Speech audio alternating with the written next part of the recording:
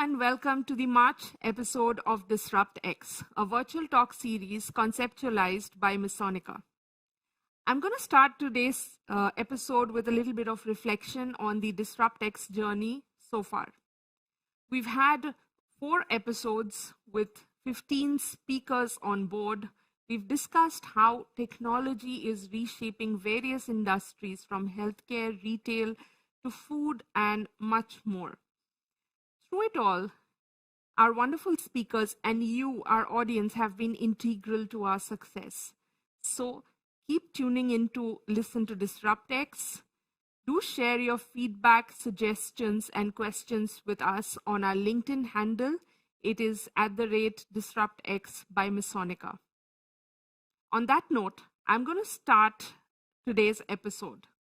And we're going to be discussing a market that's all set to touch the 500 billion mark by next year globally. We'll look at how artificial intelligence or AI-driven innovations are powering some of the most cutting-edge solutions that we use in our daily lives. Some examples include discovery and development of new drugs through disruptive application of AI, AI-powered wearable devices used to detect and predict conditions such as epileptic seizures and automatically contact caregivers within seconds. That's how the healthcare industry is leveraging AI in various ways. AI is also offering new ways to report inappropriate content, gender-based violence, child abuse, and much more. In collaboration with other technologies such as Internet of Things, computing, and big data analytics, AI can transform the renewable energy sector as well. From the world of financial services, with the aggregate potential cost savings for banks from AI applications estimated at $447 billion by 2023, banks are finding new ways to incorporate AI into their services. Over to the world of retail, where AI can improve functions from inventory management to in-store experiences, facilitating cross-selling, upselling, and much more. A great example is how high street retailer O2 leverages AI and video analytics to measure dwell times. The aim is to understand more about the in-store customer experience to boost conversion rates on specific products. So we see how AI is empowering various industries and communities to build high-performing ecosystem to serve the entire world. Through a wide array of applications across industries, AI is indeed set to redefine our landscape. But what does it mean for the future of our region? Before we get into the data or the impact of AI, I would like to ask a question. How many of you know that the UAE had actually appointed a minister for artificial intelligence, not now, but in 2017?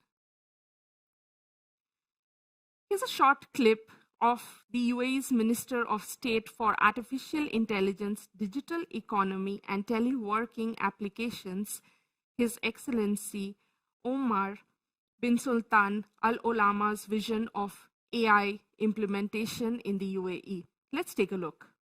Let's look at different ways that AI is being deployed. If you look at oil and gas, for example, AI is being deployed in the oil and gas sector in the UAE to ensure that if you can't control the price of oil, you can deploy AI to make your production, distribution, storage of oil much better, and the processes as well much better.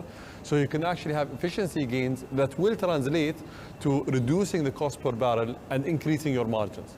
So instead of trying to dictate the prices, let's try to improve our processes and improve our insights from the data that we have and create more with less. Wow, that was really cool. And by the end of this decade, that is 2030, AI could contribute $320 billion to the Middle East economy and up to $15.7 trillion to the global economy. In terms of regions, the UAE and the Kingdom of Saudi Arabia are likely to benefit the most from leveraging AI. Over to a quick look at how the region is already leveraging and embracing AI through various programs. The National Artificial Intelligence Strategy 2031 aims at positioning the UAE as a global leader in AI by then and develop an integrated system that employs AI in vital areas in the UAE. The Smart Dubai strategy aims to transform the city through innovation and digital transformation through the AI Smart Lab, focused on training public and private sector employees in implementing AI in their respective fields. The Dubai Autonomous Transportation Strategy aims to cut transportation costs by 44%, carbon emissions by 12%, and accidents by 12% as well, by transforming 25% of all transportation in the city to autonomous modes by 2030.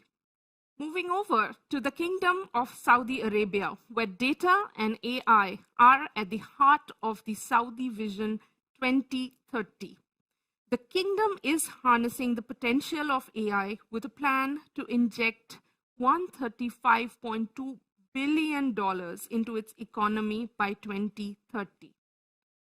Saudi Arabia leveraged many of its existing digital applications that offer AI components in tackling the COVID-19 pandemic by strengthening existing response mechanisms. Since the beginning of the pandemic, the Saudi Ministry of Health has launched 3 new apps, including Tetamam, Tabaud, and Tawakkalna, in addition to a new version of the Sehati app. KSA is also using the power of data and AI to transform the current and future workforce through education, upskilling, and reskilling in public and private sectors.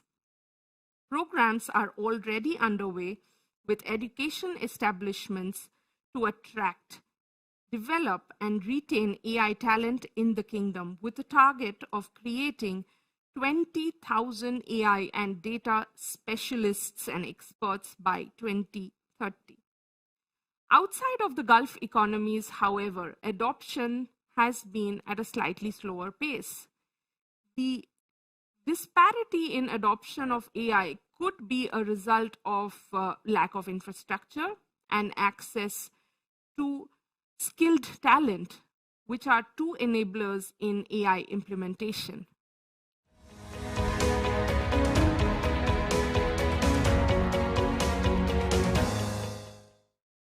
After all that data and development, now it's time to turn to our stellar panelists for this episode.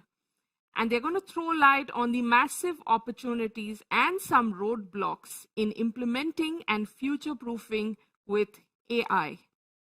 We're going to introduce our speakers in just a moment after this short break.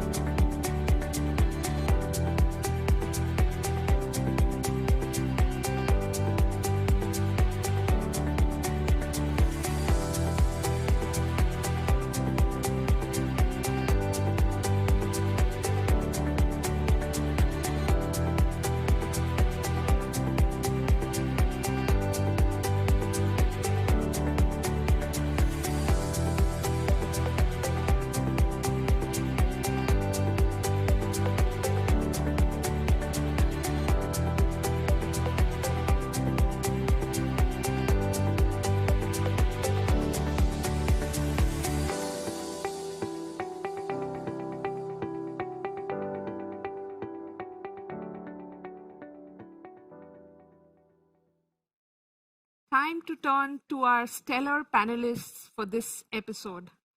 They're stalwarts in their own right. Allow me to introduce Prashant K. Gulati. He is an entrepreneur, a writer, an idea person, and he is popularly and I would say very fondly called PK by the industry. He is the President Emeritus of the Indus Entrepreneurs, or TAI Dubai. Very warm welcome, PK, to the show. Thank you very much for having me. It's a pleasure. It's an absolute pleasure. Over to Romit Dasgupta. He is a serial entrepreneur and founder of AI Workspace. And he's an expert in AI and ML. We are going to get to that during the course of this show. Warm welcome to you too, Romit. Thank you so much for joining us on DisruptX. Thank you, Kada. Okay, I'm going to dive right into the show with your thoughts on one AI-driven change or implementation that you've seen over the past 12 months that you thought really drove change and inspired people from the industry. It could be from any industry. Can we start with your thoughts, Romit? Yeah, hi. So, just as a disclaimer, so AI Workspace is a data labeling company.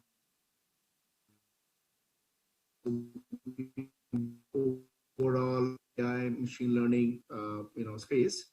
However, our competence is driven on how do you train the data models so that the machine learning algorithms can do the predictions in the right manner. So we're kind of like, if I use an analogy to say, okay, you're making an hospital, right? We are like the contractors and the PMCs, the guys who are doing the basic fundamental work, right? In terms of the experience that I've had, and which has kind of touched my heart in terms of the end use case, I'll give you two examples. One, we worked on a project. This was, we're all familiar with American football, right? And American football, one of the challenges you have is there are a lot of injuries, and there are, which lead to concussion, which lead to people getting into, very serious life-threatening injuries, right?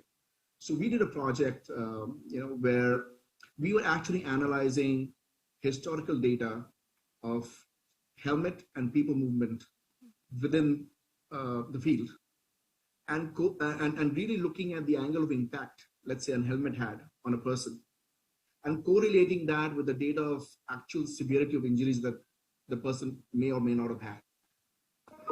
When you look at data on both sides, what you can really infer is you can come up with, for example, new rules in the game, how players, should be penalized or not, and you can really evolve into a much more safer game than what it is at that point in time. So that was one interesting experience that I had working on a project which had a very meaningful output. The other example I give you is not a project directly I've been involved in, but it's a very good example of use case of AI. If you look at the space like child trafficking or things like that, which are a big menace in our society, you can actually use some of the deep tech that you have to analyze data that you might have got from a particular person at a given time to extrapolate how, for example, that person could be looking at this particular age, picking up information from an image or a video that you might have captured to say, for example, I saw this manhole cover and which had the manufacturing details, and we know that this one gets specifically made in a particular region. So if this person was tracked in this particular location with that data point, then you can zero down on kind of the location that he or she might be, right? Wow. So when you look at any kind of medium, which is an image or a video or any form, there's so many data points which are screaming at us. How you really work with that data, how do you analyze that data can really create impactful outcomes. Absolutely, and that's the key. Inspired me. Thank you so much for saying that. And the last few words that you said, data collection is one thing, and then interpreting and using it is quite another. So doing it in a manner that drives real change, that's the key, I feel. Thank you so much for sharing these examples. Can we hear your thoughts now, PK, on that one AI implementation, be that from any area over the last 12 months that really inspired you and inspired real change? See, one of the areas of AI that will touch most of the people far more in the face would be healthcare. And this has been the case. We've been seeing a substantial amount of work happening, from how quickly a radiology diagnosis happens to how correctly a radiology diagnosis happens, in this, at the simpler end of things at this point of time, if you look at it. There are a lot of areas which I see will impact people. And, in fact, we used to have a saying that the next new wonder drug will actually come from AI. It'll actually be AI as a wonder drug, where they would be able to predict or possibly provide a prognosis or provide a better, quality of treatment based on all the data and the knowledge that we have, and being able to actually interpret it for that particular patient in a way that it, cuts down time, actually cuts down error, and, a lot of the times trial and error kind of medication. So that is one area which will touch. And in a specific place which is related, one of the bigger killers of people every year, besides diseases like cancer, is actually accidents. Yes. Which actually touch the healthcare system, because obviously when a person has an accident, he has to be taken to a hospital, and then various, places, there are places which can be improved to actually have a chance of the person surviving. A lot of that has to do with the fact of going to the right hospital, finding the right kind of care in the ambulance that comes to pick them up, and to the effect that, you actually, the hospital knows before what kind of a patient is coming in. All these things are areas where AI has drastically changed things. So today it is possible to use AI, for example, to predict areas where more accidents happen. So you have quicker response ability in those areas, or allowing, for example, ambulances to be in those areas and respond quickly or quicker. And at the same time, depending on all the data that you have, you can also predict the kind of injuries that happen more often. So those kind of responses, those kind of resources can be created. So now we're talking about like 15-minute e-commerce. We're also talking about startups talking about 8-minute ambulance response. Absolutely. Those are the kind of things, and a lot of that response depends on AI.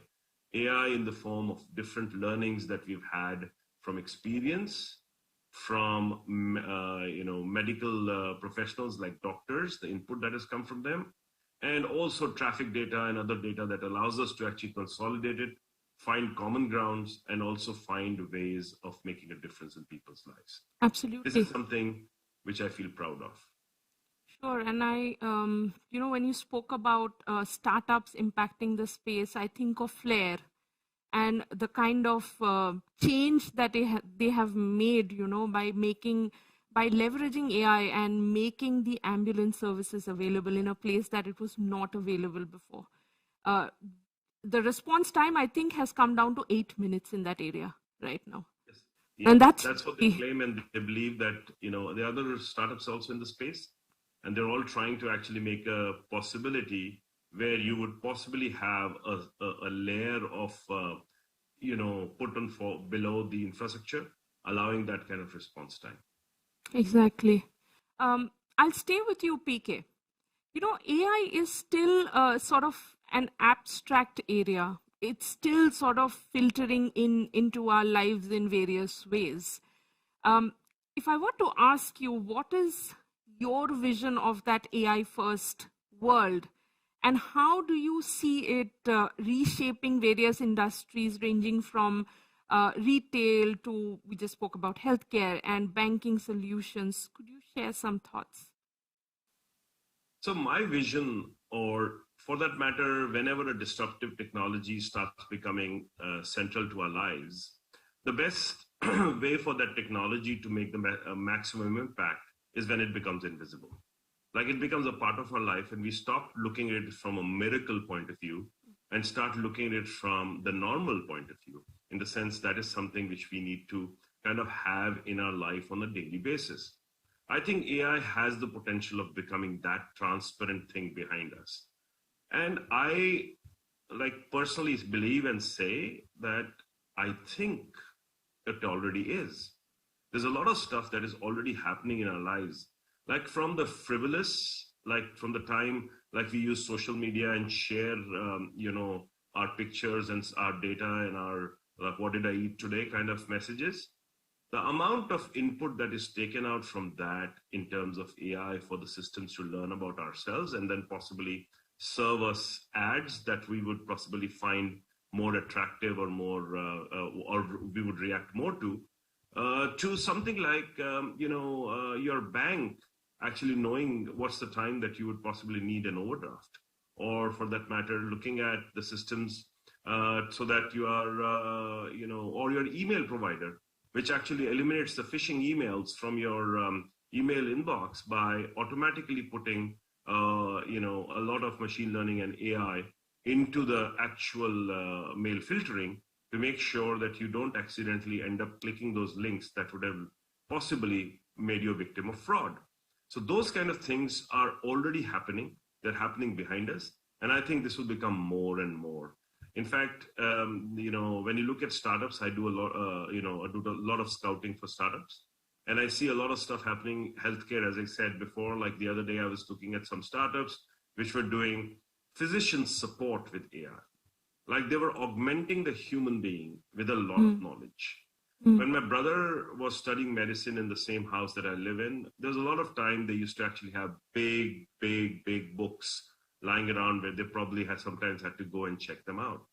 Now you see a situation where a lot of this stuff, which is possibly their decision support systems for example, surgeons, you actually tell them, okay, fine, this is what you would need. You may need to use this much amount of, or the patient's, kind of weight and, body sizes like this. This is the kind of stuff that you would need. They can even predict, for example, the kind of doctors and how many doctors and how many support people they need. All those kind of things are now becoming easier and easier. And this is what I mean by the transparent support system that will come behind. And I believe that is what I see as an AI first world rather than robots being our overlords. Sure, thank you. I'll turn to you, Romit. And I would like to begin with your tagline, which I'm now going to read out. The tagline of AI Workspace: building an intelligent world through human in the loop services. I really like it. I really like this tagline.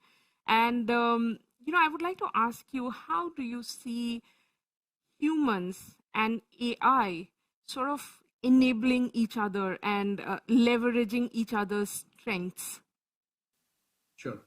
Thank you very much. Actually, when we were thinking of this tagline, by that time, humans actually became the loop. Earlier on, when the process started, it was a very human-centric. Today, the process is such that we are part of the overall intelligent building that we are doing today. But before that, let me just take a step back and really, if I have to dumb down AI, right? The fundamentals of it goes back to the pure mathematics that we learned when we were in school, right? We all did linear algebra, for example, where we were trying to figure out the value of y for every value of x that we put in with a weight, let's call it c, right? So what AI is really trying to do is trying to figure out what is that probability or the equation that best fits in decision making as close to a human as possible, right? So we use something called neural networks. So we have neurons in our heads. So think of those as different data points. And if for example, let me just do a live demo. Like if I hold up a glass or a cup, right, and I ask you, what do you think I'm drinking right now, right? What you really will do is you will look at this as a data, And your brain will analyze each and every aspect of this, the shape of the cup, the way the handle works, there's a tea bag in there, the color. And what you're doing is you're analyzing different data points. And then you might come out and say, hey, Rohit, I think that's a hot cup of tea, right? But that has happened through different layers of analysis in your mind, right? But it happens so smoothly, so fast that you're able to quickly take a call on that. So this is exactly what AI is good at doing. It's good at looking at data, which is predictable, has a little bit of historical reference point, and thereby add or take that decision to say, oh no, this is tea, this is coffee, this is a cat, this is a dog, or things like that. So this is what is actually termed as weak AI, right? What AI has to eventually, or where the humans still are required, is that AI or machines don't have something called consciousness, right? They don't have empathy, right? So when it comes to taking decisions which involve elements which are like empathy, emotion, cultural sensitivity, intuitiveness, that's where humans are required. So if you think about, let's think of a legal system where you want a machine or an algorithm to take a judgment on issuing a ticket, right? So you're driving a car, I'm able to detect your number, I know what speed you're going, you know exactly what the fine is supposed to be. You don't need a human to come and issue you a ticket, right? The machine and the infrastructure is set up to send you a ticket, and you get that in your SMS and you go and pay that. But now imagine you're taking a decision on someone who committed a heinous crime, right? Which has far more diverse elements, aspects in terms of real decision making, right? Where you have to understand the context, you have to understand the circumstance, you have to understand the emotion, right? And then take a decision, right? Elements like that, you yourself as a receiver will be very, very circumspect. If I said, hey, if you're on a murder trial, a machine learning algorithm will take the judgment on whether you should be hanged or not, right? So there is always going to be aspects in the society where you look at these sort of low-end repetitive tasks, right? Which are going to be driven by machines.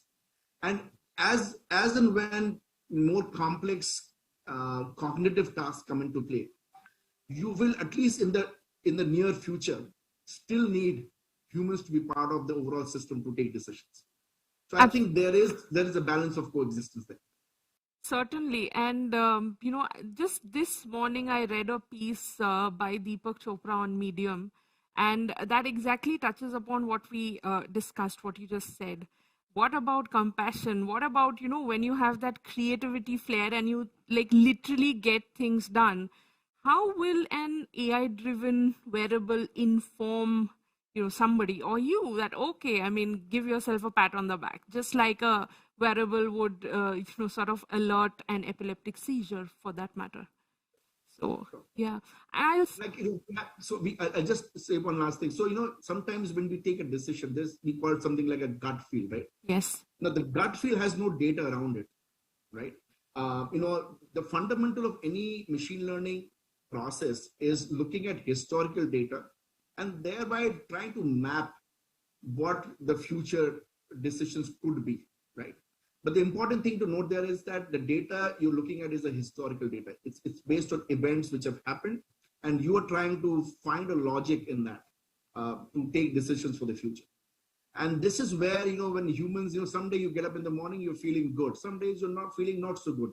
Now, there's no data-driven logic to say why all of a sudden I'm feeling good or I'm not feeling good, or why I felt this particular decision was important or I should be doing. So, those aspects, I don't think AI is still far from getting into those decision points. So we will need a balance of humans to come in there, for sure. Sure. And staying with you, Romit, since we're talking about AI, the human element, online payment related fraud losses will touch around $48 billion mark globally by next year. So how do you think AI driven solutions can be used in this space to sort of not only trace irregularities, but also facilitate actions against fraud and cyber attacks? Correct. So if you look at frauds, they've been around for, centuries, right? And the banking fraud definitely for a good, couple of decades.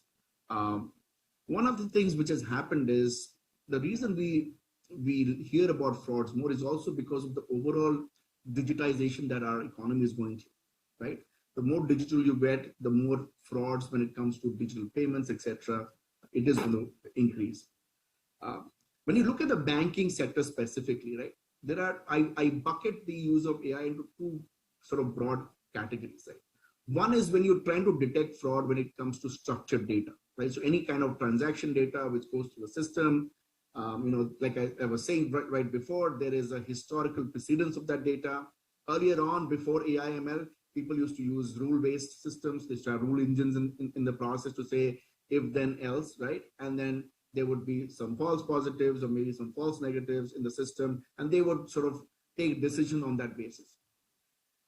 Now what people are trying to do is they're trying to bring in intelligent algorithms to self-learn from any decisioning that we are doing so that you refine that model slightly better rather than just humans taking those decisions, right? And then there you have the unstructured data, right, which is a little more challenging, which is, if you have to do AI in there, you have to really use algorithms like, clustering, or you have to use anomaly detection, and you try to bundle data into groups and then look at patterns within that to take a decision coming out of that. So, the point is that a lot of work is already happening in this space. The challenge is, from what my experience is, like I was mentioning, I also sort of dabble in the fintech space myself. The challenge I have seen, and this is in the context of, say, financial institutions within the Asian region, India, developing economies, is twofold. One is that when you want to implement a real-time solution, it has a few challenges, because if you have a machine learning based solution, right, and it creates false positives, for example, right, that creates a little bit of friction in the customer experience, right? And you don't want your credit card to get stopped all the time, right? And then getting a call to release that. So you have to draw a balance between having sort of real-time solutions in place, which are machine learning led, because like I said to you, all the data by which we are using to take these decisions are all historical data, right? And you might be part of a fraud which is kind of happening for the first time or little ingenious in its own approach, because remember, the fraudsters are also getting smarter by the day, right? So that's one of the challenge. The other challenge is for the financial institutions themselves to be equipped, right, to handle the response mechanism of such an implementation, right? And the other point I'll make is the ownership, the data, right? So a lot of people, and financial institutions are a good example, one of the things that they have is the richness of their data, right? Because they own their data, they own their customer data. So depending on which segment of the bank you're talking about, some of them have an effective way to utilize their data to create and prevent. Some, perhaps don't know exactly where to go, where to start, right? Unless a regulator comes and says, hey, you need to correct this or take this action, they're probably not going to change much, right? And it's these, latencies in the system which gives opportunity to, fraudsters or the smarter guys who are sitting on the other side to say, hey, I'm going to come and attack someone who's vulnerable. You'll see the frauds happen with the vulnerable all the time. They're not going to go necessarily after the big tech savvy institutions. I mean, not to say that won't happen, but I'm just saying in general, one is looking at the laggard in the system and looking at where the vulnerabilities exist. Sure. So a lot to be done there still, but action's already happening, right? So I think if the financial institutions geared up, if companies, tech companies, you see, if I meet a lot of fintech companies, most of them want to build solutions for the big guys. I rarely come across companies who say, okay, I'm going to only service the mid segment, or I'm only going to service the, the ones who really need my service, right? because at the end of the day, there is commerce involved there, right? You want a big client because that's referenceable, is good for business, etc. So, so one has to draw a conscious balance between all these aspects to really, really address this issue. Sure, sure. Over to you, PK. And this time I'm going to talk about customer behavior and how technology is sort of reshaping that behavior. You were talking about social media, social media a while ago, and it's almost spooky to somebody like me, as in how I've literally just spoken about, okay, I need this book from somewhere. Okay, I don't see it available right here, and my Instagram shows it. It's almost spooky. It's spooky actually to me. How does this happen? So staying with that thought, do you think with technologies such as AI, customer behavior as well as engagement with brands will get enhanced emotionally, or will it weaken over time? Well, there are two different questions in there. The first question is, of course, how did Instagram come to know that this is what you were looking for? So that is the one big question.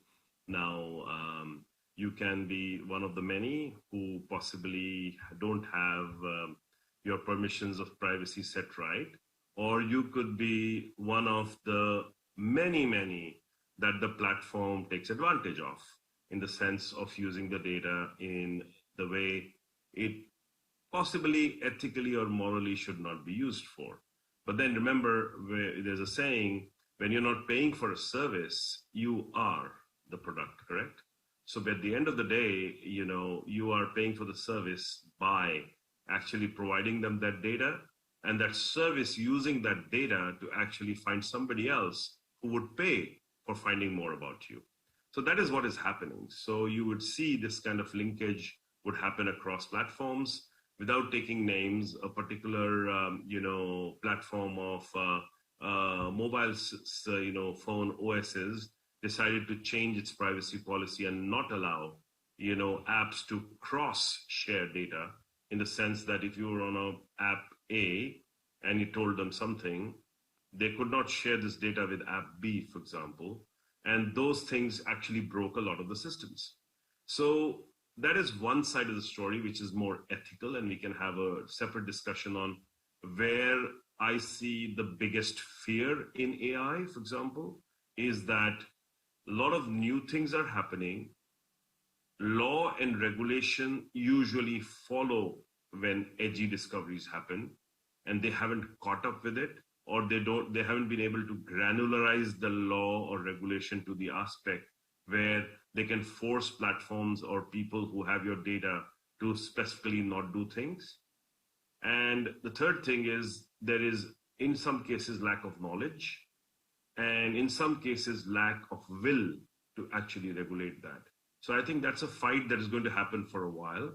There's places where there is very like over regulation in certain senses, which gets the kind of objection people do to, for example, in healthcare, where data cannot be used because traditionally that data has been very sacred and not allowed to cross over. So, the use of that data actually, in some, people's opinion, the restriction actually causes us from not getting results or treatments fast enough, for example, and that is bad for society.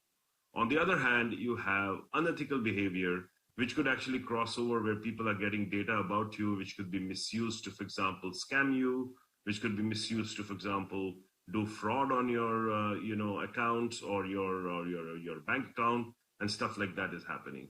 So that is one behavioral knowledge that these systems are gathering about us, where it is spooky, the word that you used. On the other hand, we all like ease of doing things, correct? We all like when we go into a hotel room or hotel to check in, they know your name and saying, hey, welcome back. The same room that you wanted has already been booked for you. And by the way, we've actually made sure that you have, the bathrobe actually the way you want it, and blah, blah, blah, go down the road. Remember, all this is also behavioral data that they have collected over you.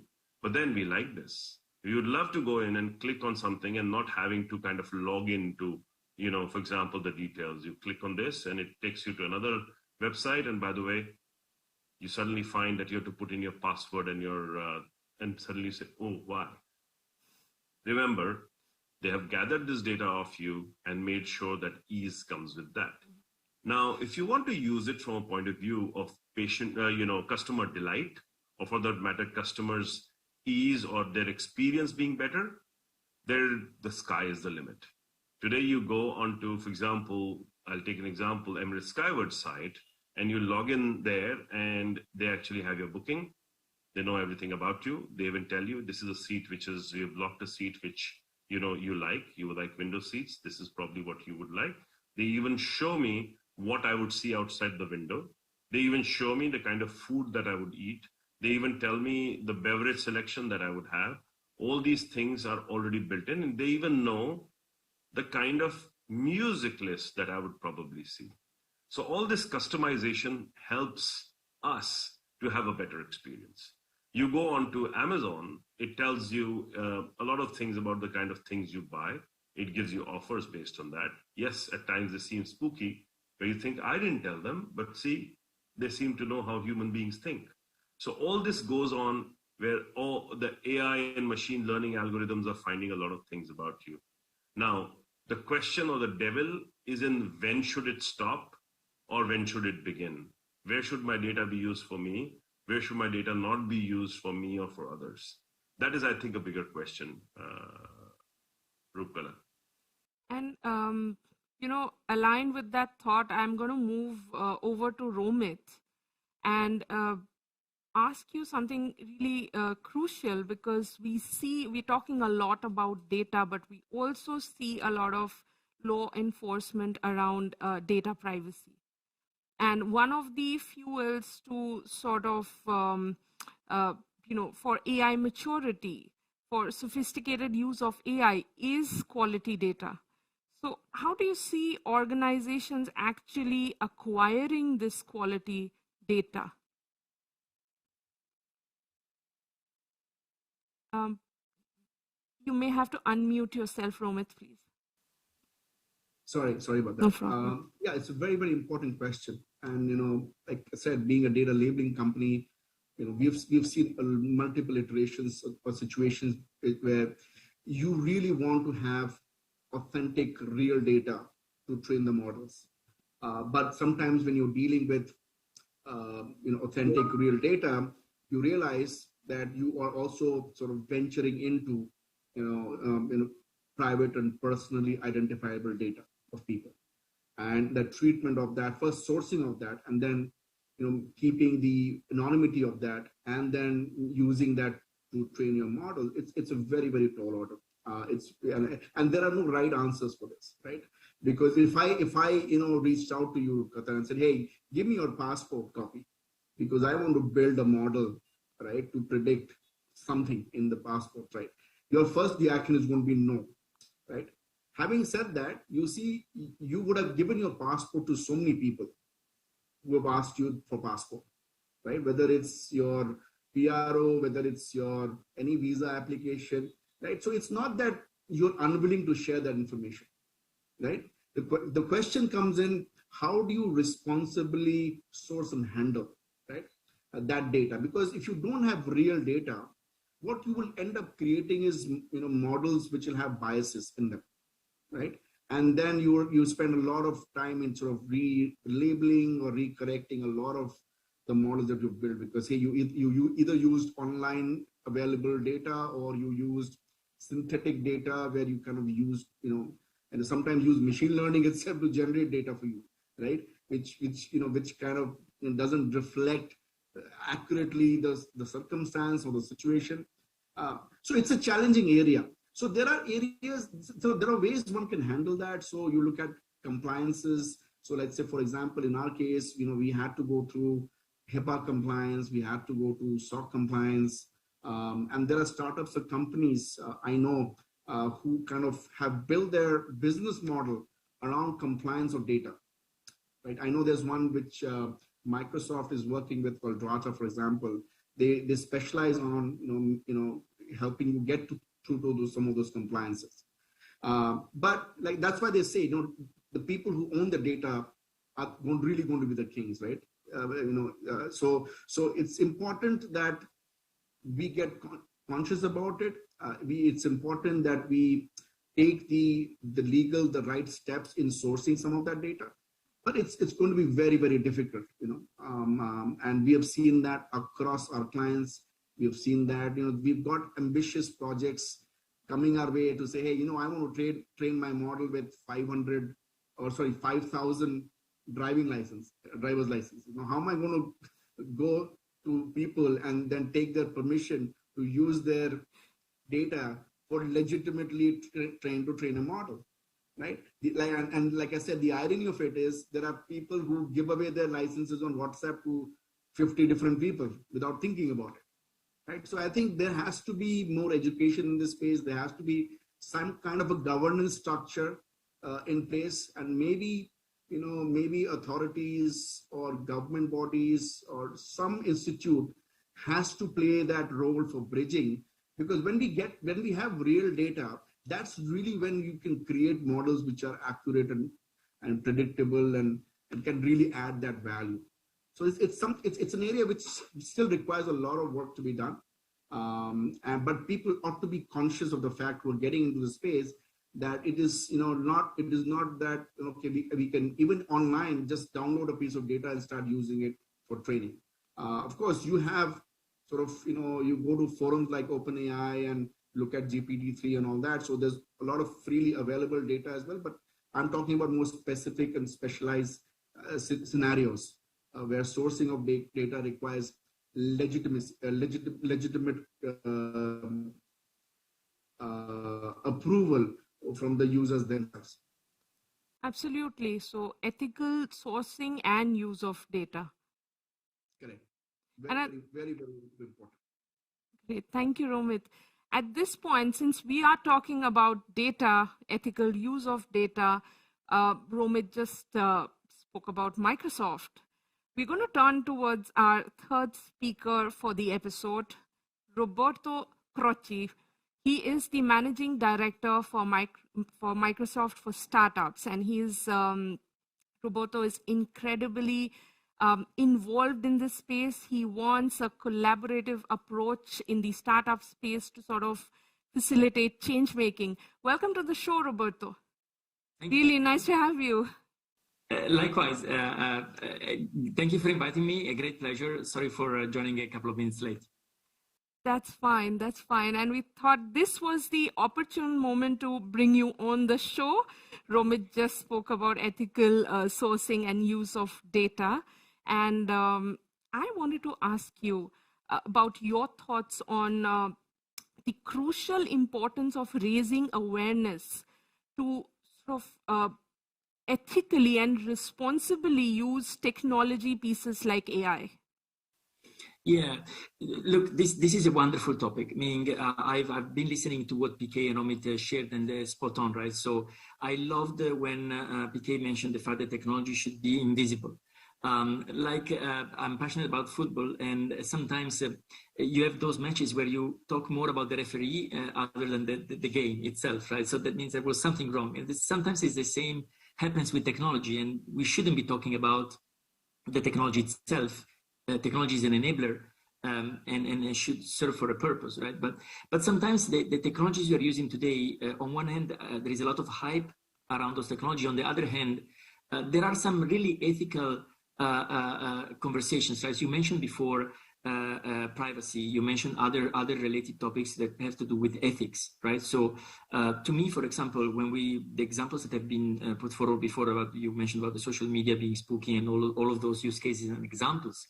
So, first of all, it starts with how we are collecting the data, right? So, and how we are building these algorithms with AI and machine learning. So there is a lot of bias that can go into those algorithms. Sometimes it's unconscious bias, but it's the usual law of IT, right? So when you have a system and you put garbage in, you get garbage out. Unfortunately, when you put something unethical in, probably you can get something unethical out. And when you have a lot of bias, that's a big problem. That's a big problem because, for example, we work a lot with AI, right? So and we saw some principles that we should try to implement when we build AI, and one is. For example, one is fairness.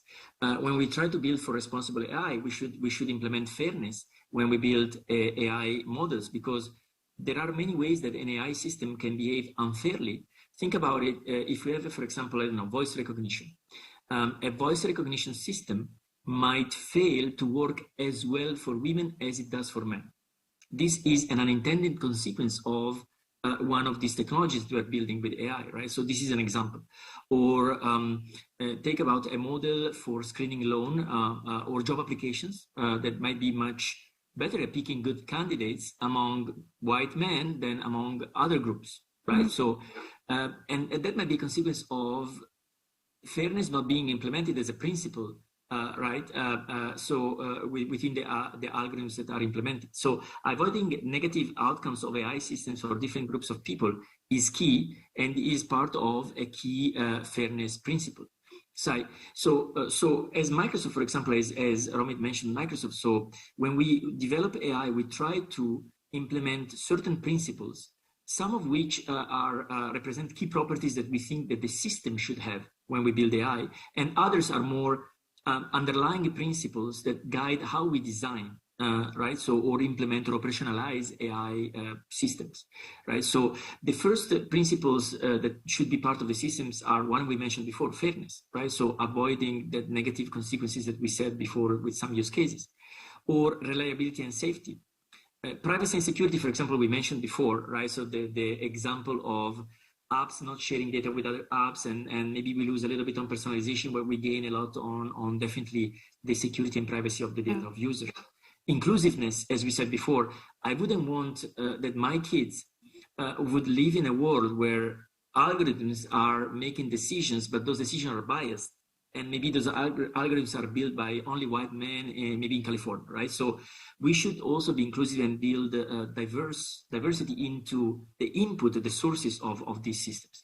And then we have transparency and accountability that are kind of overarching guiding principles that we use to build AI systems. It's not easy. We are at the beginning of it.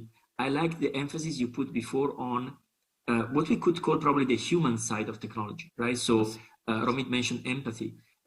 Inclusiveness is the fact that that consciousness of mind is still not embeddable within these systems, right? So there is still a component where, as human beings, have a lot to say and to do in order to build these models, and also to use these models for good, not just reactively and waiting for the outcomes of those systems to be produced. Fantastic points in there, Roberto.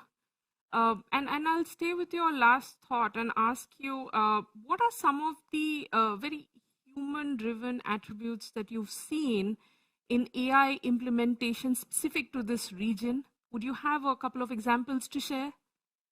Look, specific to this region. So I'm working with a number of startups, for example, that are developing, I would say, horizontal solutions. When we talk about conversational AI and the proliferation of these bots that we see adopted in many different industries or situations for the customer experience. So I've been working with a number of startups that are trying to use AI to localize more resources, to understand, for example, Arabic language and the different dialects, right? So there is a component of AI behind the efforts that these startups are putting to offer conversational AI in local dialects in Arabic to enable people to interact with these systems, right? And to have a chance to, and this can be embedded into different industries. We've seen use cases. Most common use cases are for call centers, for retail, online, e-commerce. But we've seen more and more adoption as well into healthcare, for example, for patients.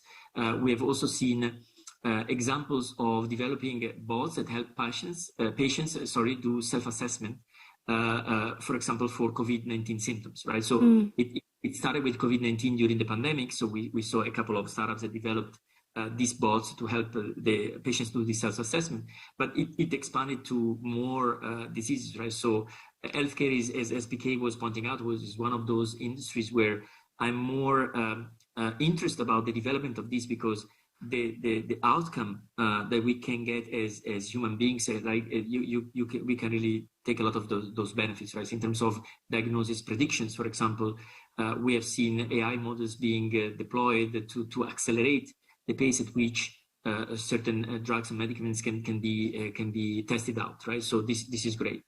And those conversational bots, for example, we have seen a number of cases where startups from the region have been building on using voice and speech text recognition as well to implement those solutions into commercially viable solutions. This is great. But we've also seen on the human side, as you asked about the human side, we've also seen experiments of AI applied to arts, for example, which is quite interesting, right? Because we always talk about the serious things, right? So of healthcare and stuff like that, which of course is inspiring and it's important. But also on the art side of things, we've seen examples of startups that have been working to launch initiatives to seek, say, to make the the images of public domain, the images of the art collection, of public domain for certain museum, right? So, and turn it into open data. And there is a lot of AI work that has been going behind the scenes to make those things happen, which is quite inspiring, right? So it's all about cognitive search that enables, the rendering of these images and making this open data available that then can foster even more intersection of cultural development, if you want, at a time where we are talking about soft skills and how we can empower youth and people with soft skills or skills for the 21st century. I think this development of AI are also for good, right? So they're making more data, more experiences available for users that they can interact with, and they can connect experiences in a way that we were not thinking a few years back. Absolutely. And such diverse usage of AI across various industries. On that note, I would also like to ask you, what do you see as some untapped, opportunities or implementation of AI that will sort of have a bigger impact on the regional economy?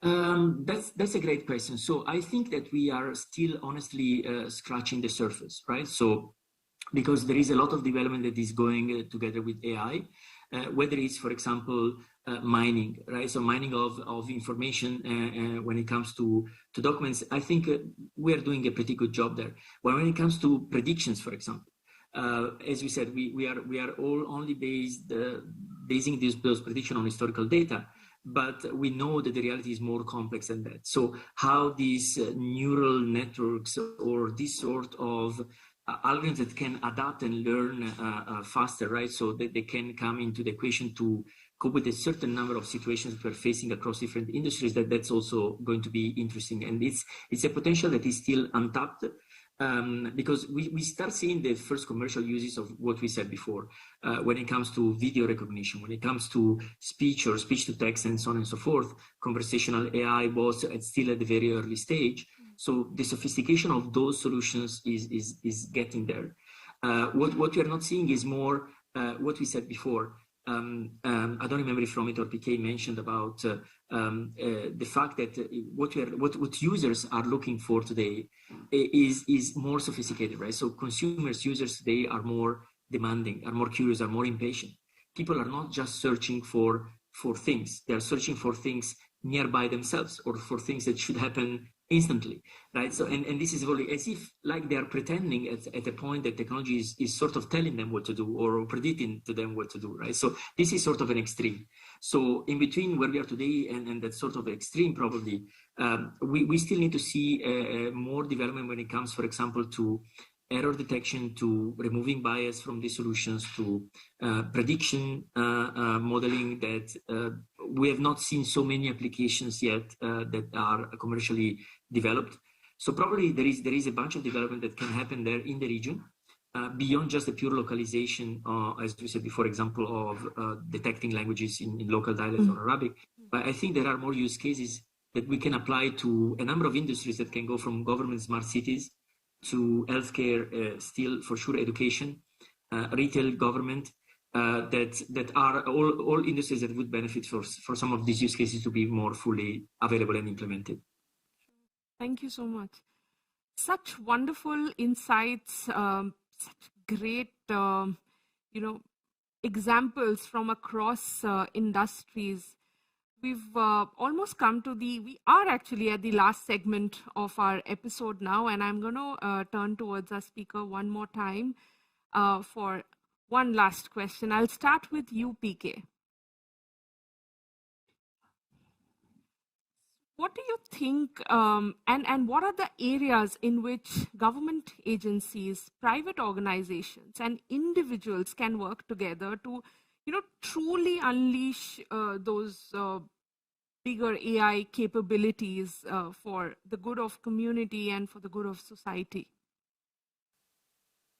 Listen, I think the best services will be done when all three are working together anyway.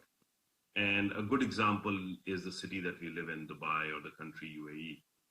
You see a lot of that is already happening. For example, a lot of services are now predictable services, or services which come to you before you even ask for them.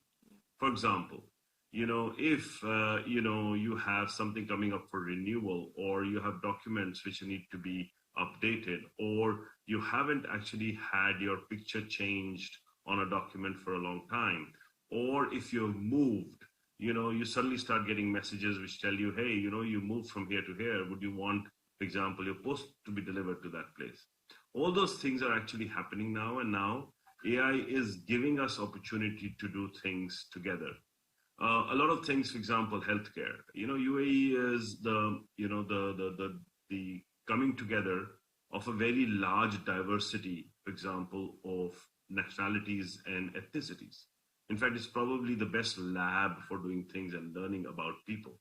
When you look at it from that point of view, the sky is the limit of what we can do to actually make people's life better. So here you see a coming together of a very large amount of government or controlled services, coming together with a very large diversity of people.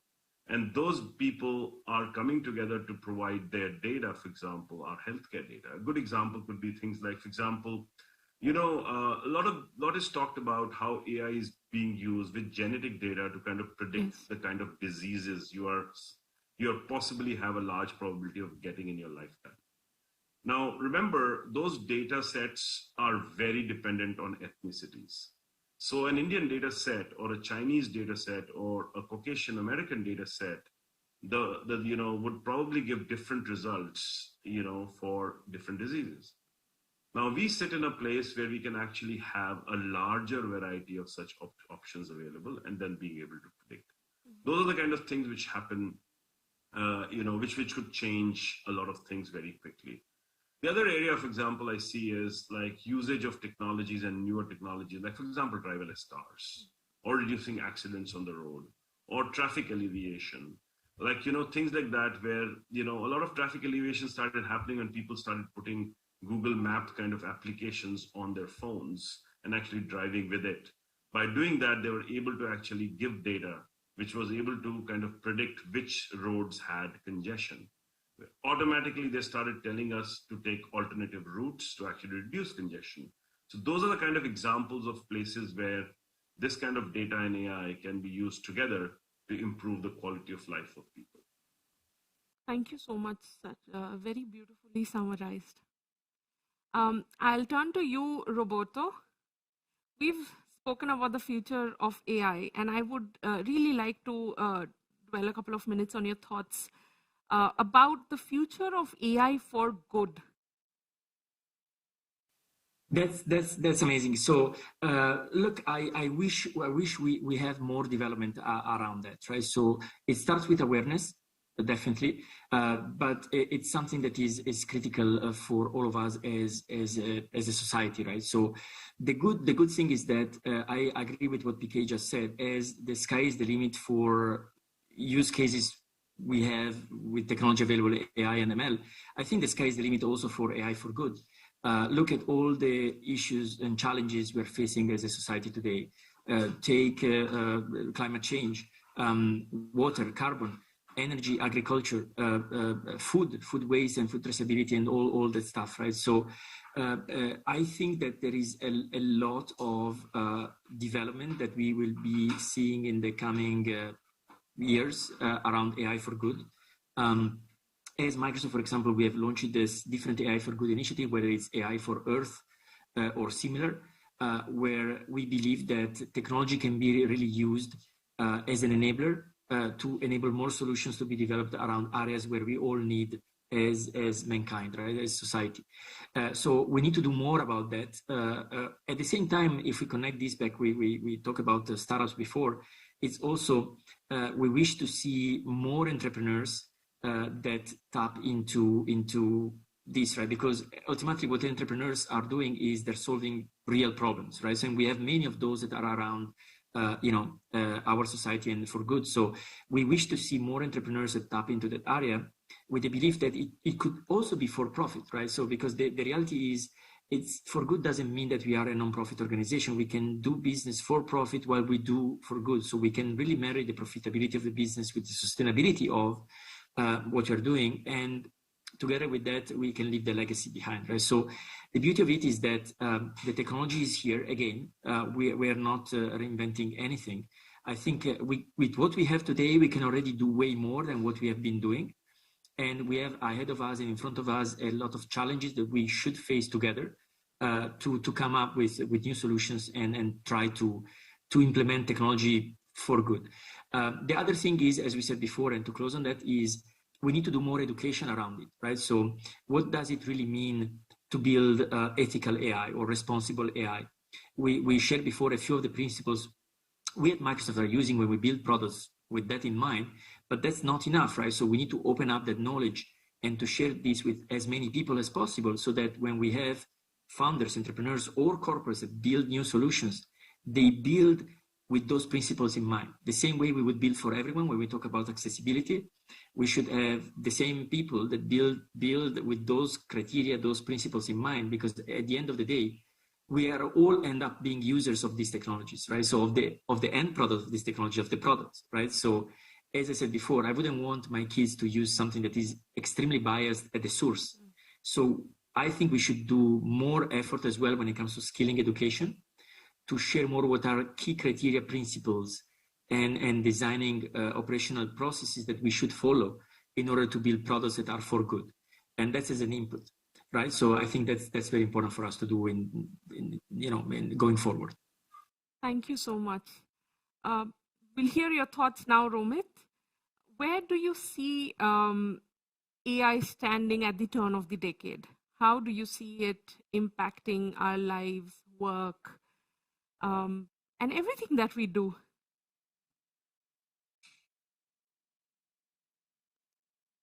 Could you please unmute yourself?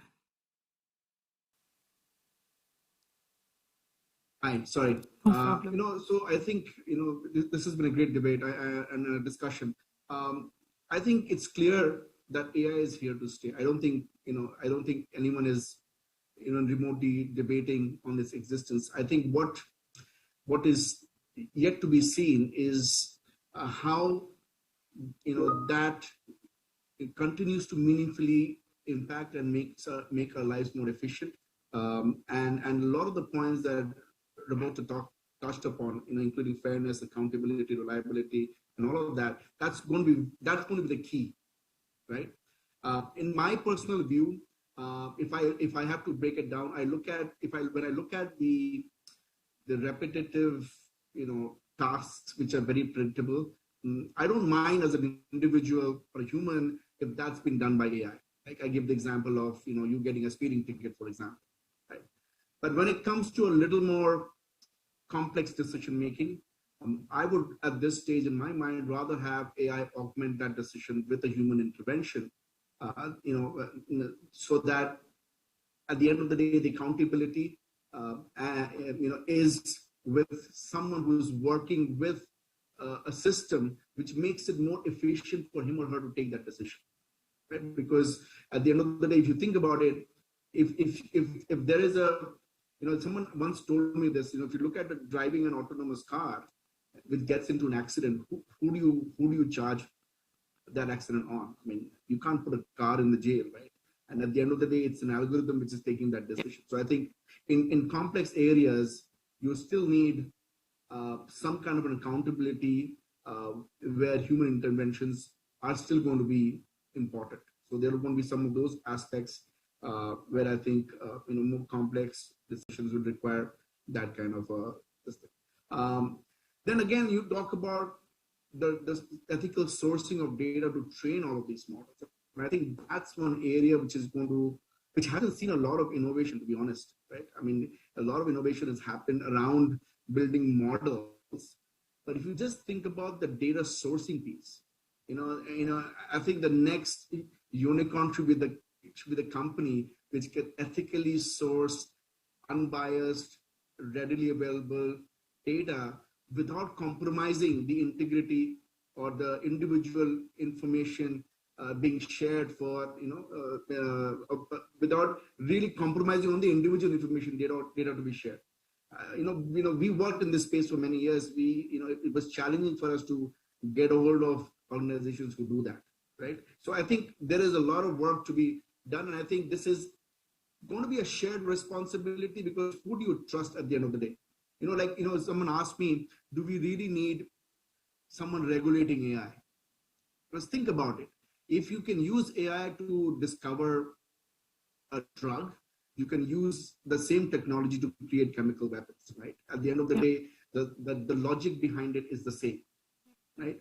So how do you create an environment and an ecosystem which ensures that the good gets pushed, and we keep the players who are, who could take advantage of those systems out of purview? And that again brings me back to about those points on accountability, fairness, and and then PK's point on how we need all three stakeholders to work together to make sure that it's doing good for the human race rather than creating a negative experience. Right? I think that's where I would summarize and end my points. Thank you. Thank you so much. What incredible insights, great examples, and honest opinions from our speakers. And on that note, we're going to wrap up our episode for today. Thank you so much to our speakers for making time to join us on this episode. Obviously, this episode wouldn't have been possible without the support of Misonika, led by Upasana. To our audience, thank you for watching our show. Please share your suggestions, feedback, and questions with us on our LinkedIn handle. Our April episode is going to be about digital assets, so do look out for the episode and the details that we're going to be sharing soon with you. And see you next month. Thank you so much for joining us on the show.